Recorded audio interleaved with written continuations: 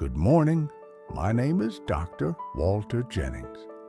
I'm 91 this year, and yes, I still see patients in person.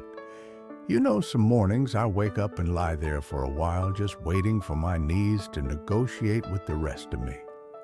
Maybe that sounds familiar. Stiff back, aching joints, that quiet little pause before you decide if it's really worth getting up just yet. I know the feeling. There was a time when I'd open my eyes and think, well, let's see what hurts today. The body starts creaking like an old screen door, and you wonder if this is just how it goes now. But here's the thing. I'm still here, still working, still walking, still finding my way to the golf course when the weather's kind. People ask me all the time, Doc, what's your secret? Some kind of superfood, magic exercise? And I always smile, because the truth is, there's no secret, nothing special. I've just spent a lifetime paying close attention to the small things my body's been trying to tell me. That's it. The truth is, we all let go of things as we get older. Maybe you don't run after the grandkids the way you used to. Maybe those hikes you used to love feel a little farther out of reach now.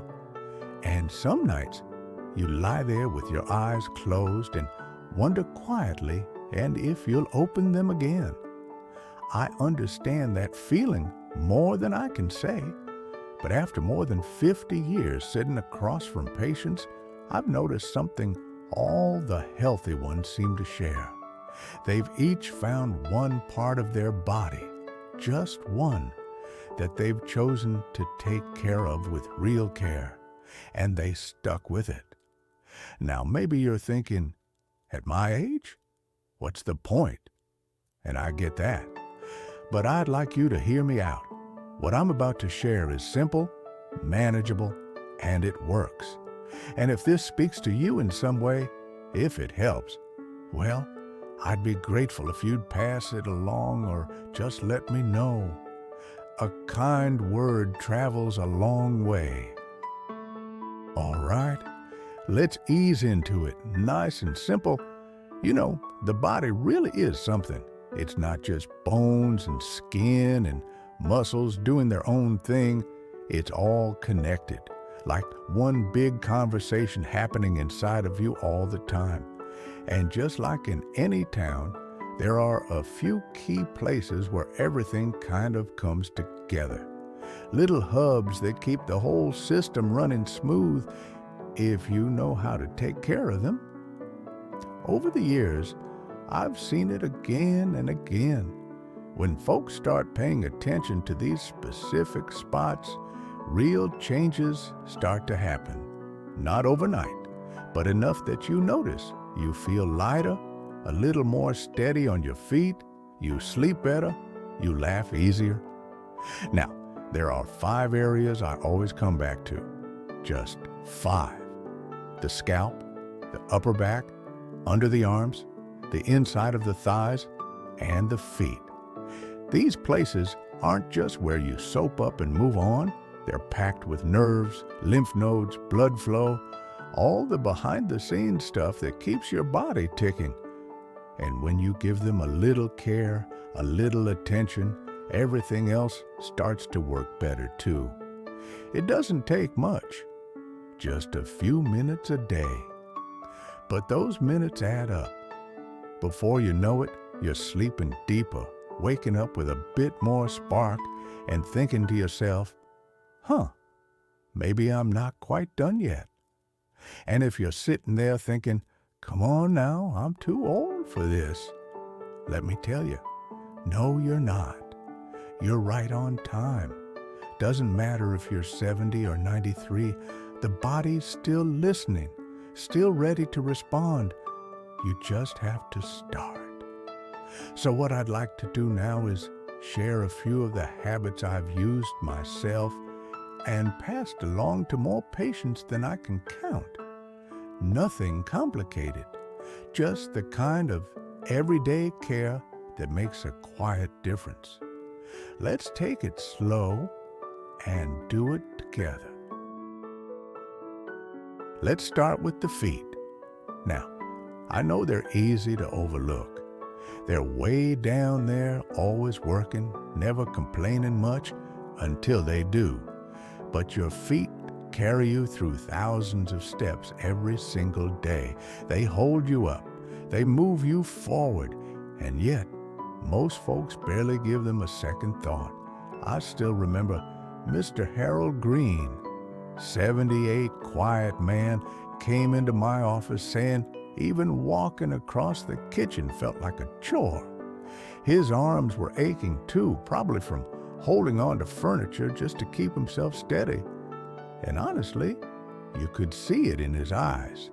That spark, that drive, it had dimmed a bit.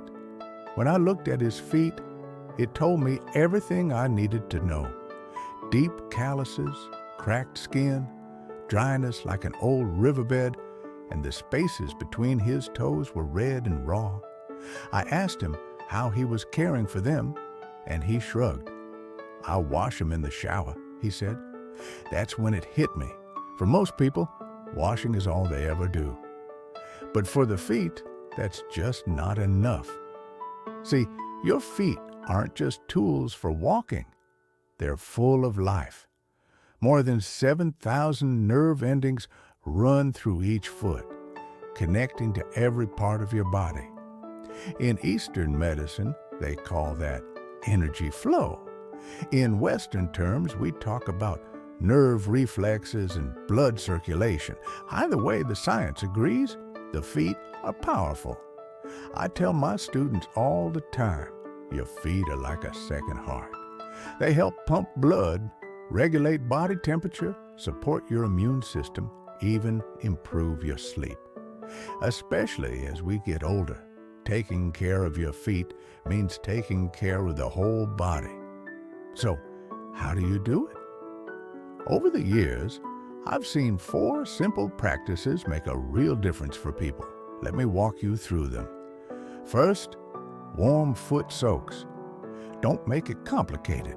Just grab a basin, fill it with warm water, not hot, just comfortably warm, and soak your feet while you watch the evening news.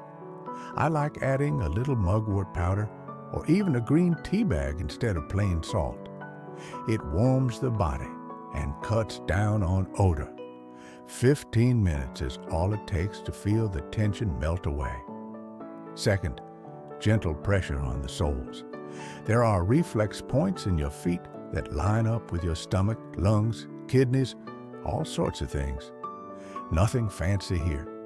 After your soak, dry your feet and use your hands to press gently on the bottoms. Focus on the heels, the balls of your feet, under your toes. If you find a tender spot, it might be worth giving that area a little extra love.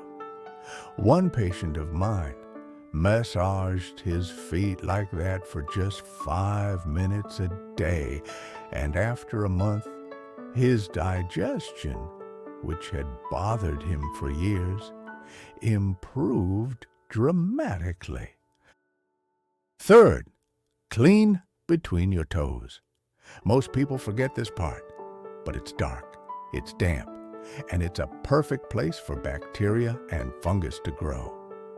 Use a soft towel or cotton swab to clean between each toe and make sure they're completely dry. This is especially important for folks with diabetes. I once treated Mr. Howard Kimball, 82, who ignored a bit of itching between his toes. It turned into a serious infection, and we came uncomfortably close to something far worse.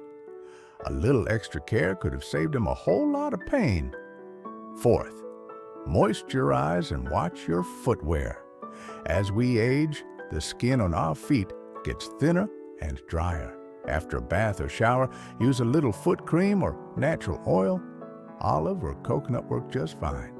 And around the house, skip the bare feet. Wear lightweight cushioned slippers with good grip. Hard floors are rough on joints. I've had more than a few patients tell me that just switching slippers made their knee pain noticeably better.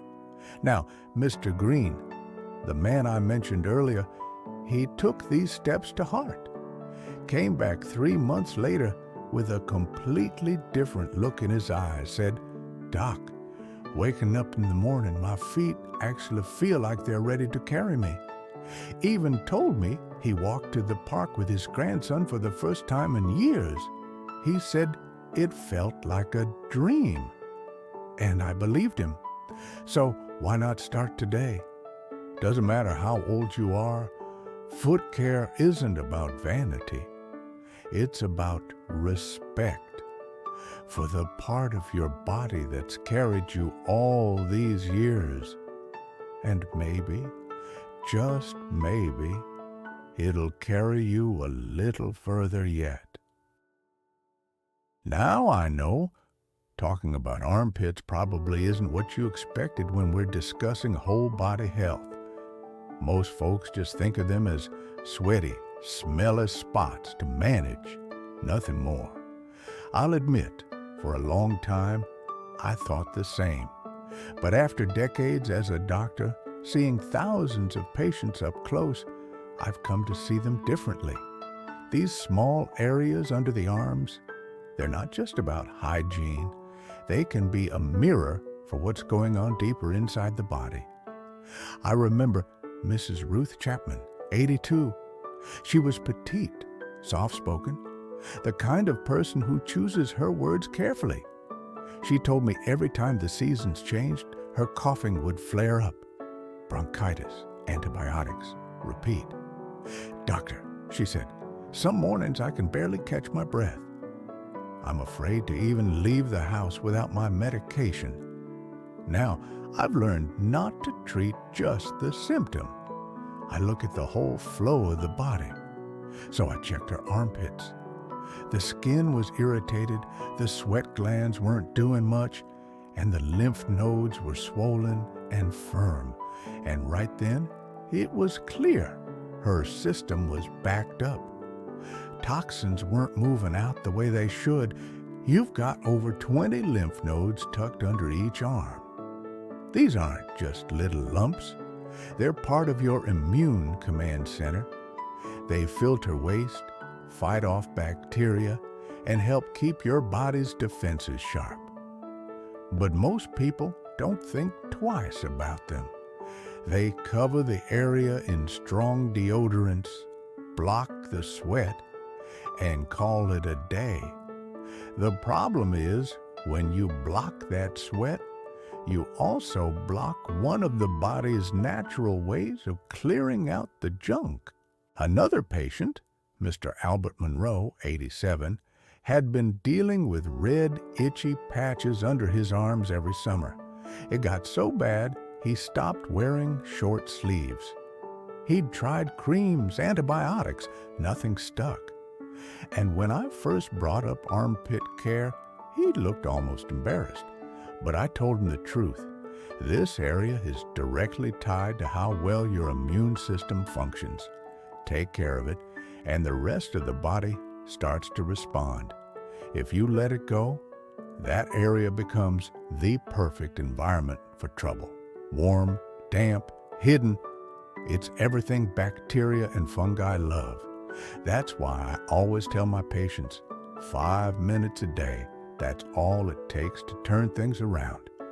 Let me walk you through 4 simple steps I've used for years, and that I recommend to just about everyone. First, wash gently with a mild soap. Stay away from harsh body washes or strong fragrances. They can strip the skin and throw everything out of balance. I like natural soaps with coconut oil or green tea. Use warm water, lather lightly with your fingertips, and move in soft circles. No scrubbing. That just breaks the skin barrier and invites more problems. Second, make sure the area is completely dry after your shower. A soft towel works well, and if you can, use a little cool air from a hairdryer for a few seconds. That's how Mr. Monroe finally got rid of the irritation that had bothered him for years. Third, be mindful of your deodorant. It's going straight onto your skin near dozens of lymph nodes. Ingredients matter. Skip anything with aluminum or parabens. I usually recommend a natural mix with baking soda and plant oils. Even a little apple cider vinegar diluted with water can help. It balances pH and keeps bacteria in check. And fourth, a simple 2-minute lymph massage in the morning. Raise your arm overhead and use your opposite hand to gently stroke downward from your armpit toward your chest. Do this slowly, from your neck through your armpit, down toward the ribs. 1 minute on each side, that's it. It helps the lymph fluid move, clears out buildup, and gets things flowing again. Mrs. Chapman followed these 4 steps every day for 2 months. And one morning she came in smiling. She said, "This is the first change of seasons I've gone through without a single antibiotic. I didn't even catch a cold. I've got more energy, and I don't wake up dreading the day." And you know what? That kind of quiet change, it's worth everything. So yes, the armpit might seem small, maybe even a little silly to talk about. But it matters. It's a key exit ramp for toxins, a checkpoint for your immune system, a silent engine in the body's circulation. 5 minutes a day is all it takes. Show it a little care, and before long, your body will thank you in ways you didn't expect. Go ahead and place your hand right there, on the inside of your thigh, between your leg and your belly. Feel that soft, warm spot. If you hold still for a second, you might even notice a faint pulse. That little area might not seem like much, but it's home to some of the most important blood vessels and lymph nodes in your whole body. After more than 50 years of practicing medicine, I've seen time and again how this one small spot can affect everything from circulation to liver function. Most people barely think about it. We call it the groin, though in medical terms, it's the inguinal region. But it's not just a crease between your leg and torso. It's a crossroads. All the blood and lymph coming up from your legs pass right through there, and when that flow gets sluggish, everything starts to back up. Your legs feel heavy, toxins build up, and your liver ends up picking up the slack. I think about Mrs. Edna Wilcox, 74, a kind woman who had trouble sleeping. Told me her legs would throb and tingle every night, and she couldn't fall asleep without a sleeping pill. Her skin looked dry, her liver numbers were running high, and she'd been to a dozen doctors without finding anything that really helped. When I checked, her lymph nodes in that area were slightly swollen, and her skin felt rough. I told her, let's not chase the symptoms. Let's try changing a few simple things in that one spot. And we did.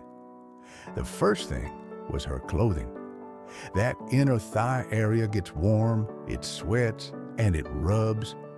If there's no airflow, you're setting yourself up for irritation. I always recommend 100% cotton underwear. Soft, breathable, gentle on the skin, and please skip the tight-fitting kinds. If it hugs too close, it can slow down circulation. I had another patient, Mr. Frank Delaney, 78, who insisted on wearing snug briefs. He kept getting rashes and discomfort, but once he switched to looser cotton ones, his skin cleared up in no time.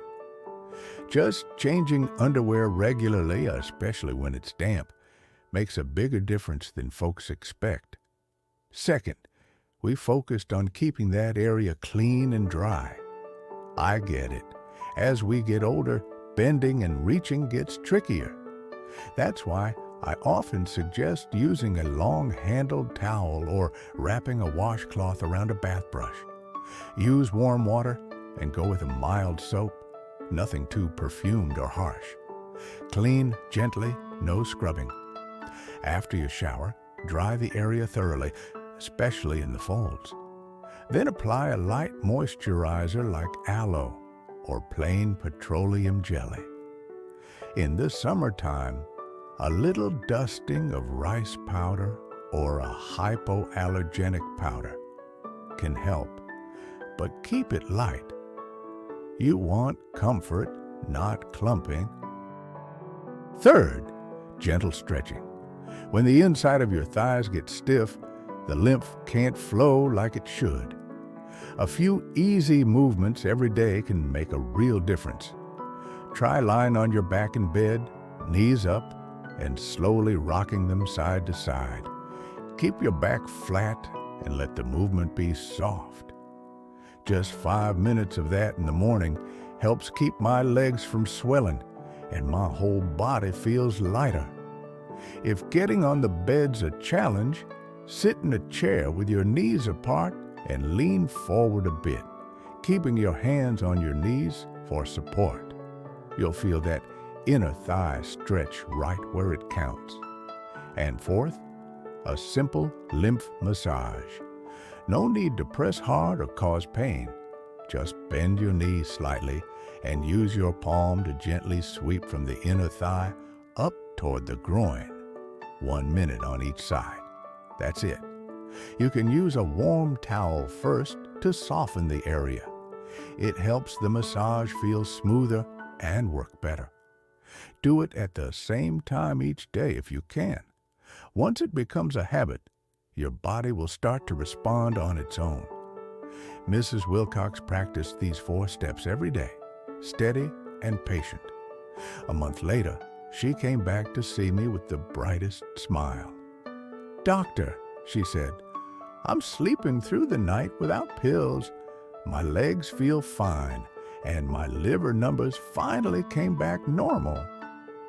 I can still see her sitting there, proud and a little amazed, like she'd finally been let in on a secret, that inner thigh. It might seem like just another crease, something you never really think about, but give it a little attention, and it'll show you just how much it matters. When blood and lymph can move freely, the liver does its job better, and the whole body feels lighter, steadier, stronger. Just 5 minutes a day, that's all it takes. And once you feel the change, you'll wonder why no one ever told you sooner. Have you been feeling a little heavier lately? In your body? Or maybe even in your thoughts? Ever catch yourself pausing, trying to remember a name, and it just won't come? Or walk into a room and forget what you were going to do in the first place? When those little slips start piling up, it's not just frustrating. It starts to wear on your spirit, too. Not long ago, a patient of mine, Mrs. Doris Langley, came in to see me. She's 76. "Doctor," she said, "I keep forgetting things. Even my grandkids' names get mixed up, and I'm always tired. I'm scared something's wrong with my brain." I'll never forget the look in her eyes, a mix of fear and sadness, like she wasn't sure what was slipping away or how to stop it. I gave her a full exam, and right away I could see what was going on. Her upper back was tight and stiff, and her scalp felt dry and dull. No elasticity, no circulation. Her skin was pale and flat. To me, that pointed to one thing: poor blood flow all the way up to the brain. When circulation slows down like that, the brain simply isn't getting the oxygen and nutrients it needs. And that's when memory gets foggy, the body drags, and the world starts to feel a little dim. Now, a lot of people think the back and the scalp are just places you scrub in the shower and forget. but they're far more than that. Your upper back is a major highway for blood headed toward your brain. Your scalp is the last stretch, where that blood delivers what your brain needs to stay sharp. If that path gets blocked or sluggish, you'll feel it in your focus, your energy, even your mood. So how do we get that blood flowing again? Let me walk you through 4 gentle, practical habits I've seen work wonders, both for myself and for many of my patients. First, give your back a little extra care in the shower. It's a hard area to reach, I know, but it's where tension builds up fast. Use warm, not hot, water and a soft cloth or brush to wash along your spine. Move in slow, wide circles on either side of your backbone. If your shoulders don't let you reach easily, a long-handled brush works just fine. Think of it like you're patting yourself on the back, not scrubbing a floor. When that tension melts, blood starts flowing freer, and the brain notices. I've had patients tell me they feel clearer and more awake just from this one change. Second, get in the habit of a gentle scalp massage, not just lathering up your shampoo, but actually working your fingers through the scalp. Focus on the crown, the temples, behind the ears, the base of the neck. No need to press hard. A little pressure in circles is enough. Those spots have vessels that feed directly into the brain. When you stimulate them, you're inviting in oxygen and circulation. After just 2 weeks of doing this, Mrs. Langley told me her memory started coming back. Said she could remember her grandson's name before he even walked in the room. Her family noticed too. Third, try a little morning stretching right there in bed. Before you sit up, bend your knees and gently lift your hips, then lower them again. Do that a few times. Then sway your knees side to side. If you've got more energy, try rolling your shoulders or turning your neck slowly. These movements unlock the spine, loosen the nerves, and clear a path for everything that needs to move. Blood, signals, energy. Just 5 minutes in the morning can reset your whole day. And fourth, wrap up your evening by warming your back. Before bed, take a few minutes to rub your upper back and neck with your hands or use a bit of oil. Something simple like almond or olive works well. If you live alone, you can put 2 tennis balls in a sock, place it on the floor, and gently lean your back against it, rolling side to side. It's like a soft massage that helps the muscles release and sends a signal to your nervous system. Time to rest. I've had patients tell me it not only helps them sleep deeper, it helps them wake up more refreshed too. Mrs. Langley followed these 4 steps for 2 months.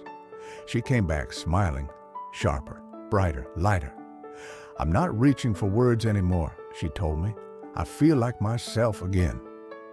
And it showed.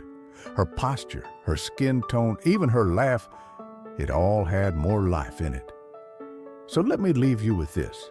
Your back and your scalp aren't just skin and hair. They're gateways to your brain, your nervous system, your energy. A few minutes a day. That's all it takes. And when you take that time day after day, your body starts to thank you in ways you didn't expect. The fog lifts. Your thoughts come back. You feel like you again. So, we've covered 4 parts of the body together now.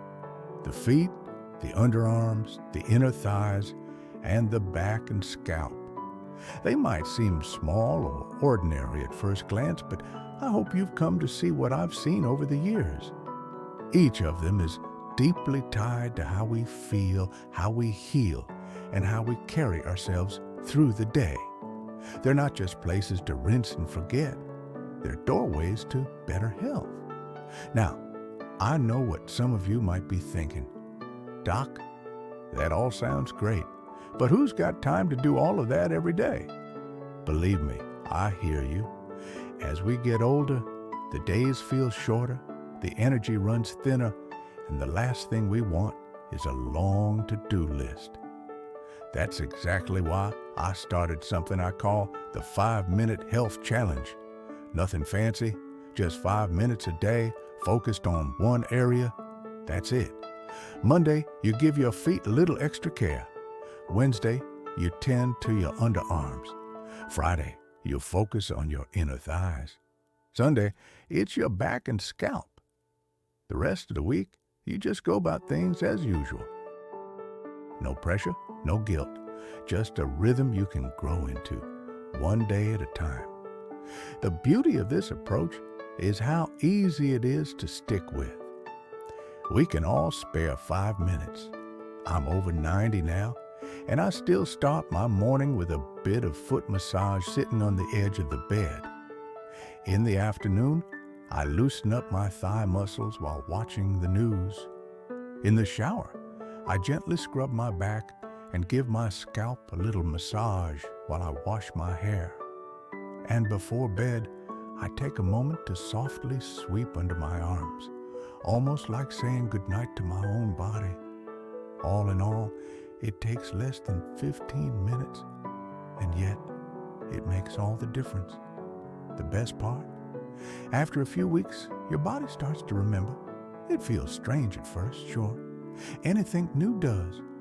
But one patient told me, now I can't fall asleep unless I've rubbed up my feet a little. Another said, once I started loosening up my thighs, I stopped feeling so weighed down. Those tiny changes start to stack up, and pretty soon they're not routines anymore.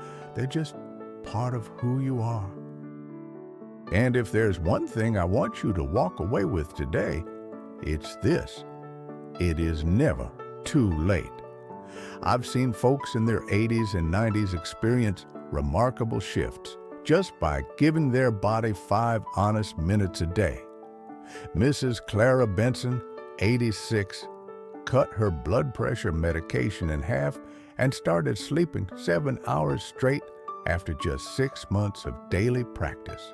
And Mr. Henry Lowell, 92, finally let go of his cane and walked through the park hand in hand with his grandson.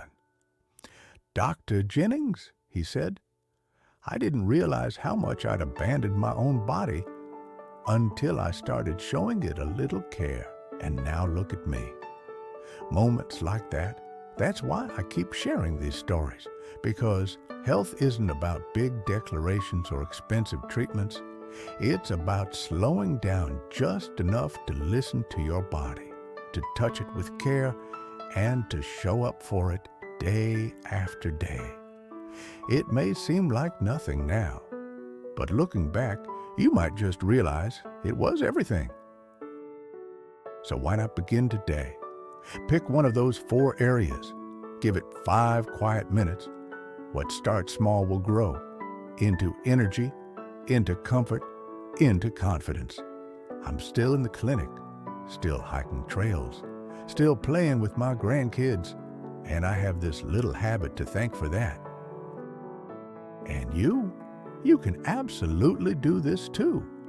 If you feel moved to join me, leave a comment and let me know how your own 5-minute challenge is going. I read every single one, and I respond too, because we're in this together. If this story helped you, go ahead and click that like button, subscribe, or share it with someone who might need it. And next time, I'll be talking about simple habits that can protect your brain as you age. No gimmicks, just real-life tools that work. Until then, this is Dr. Walter Jennings, rooting for your health, one good day at a time. Thanks for being here.